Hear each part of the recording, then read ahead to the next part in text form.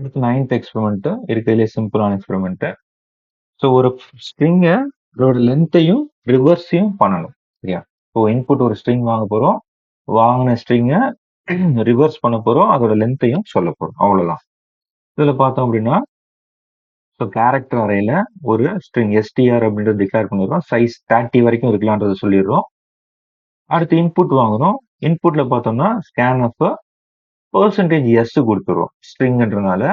So இதோட condition படி ampersand கொடுக்கக்கூடாது, வெறுமனே வேரியபிள் நேம் தான் இருக்கணும், ஸ்கொயர் ப்ராக்கெட் கொடுக்கக்கூடாது. அதை அப்படியே நம்ம இங்கே ஃபாலோ பண்ணிக்கலாம். ஸோ ஃபாலோ பண்ணிட்டு அப்போ அதோட லென்த்தை கால்குலேட் பண்றோம். அதுக்கு எஸ்டிஆர் லென் ஃபங்க்ஷன் யூஸ் பண்ணிக்கிறோம்.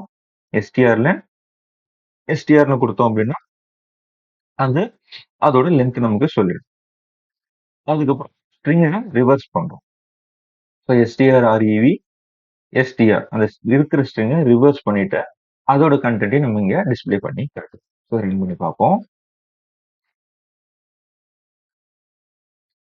தமிழ் என்டர் பண்றோம். ஸோ அதோட லென்த் 5, அதோட ரிவர்ஸ் வந்துடுது.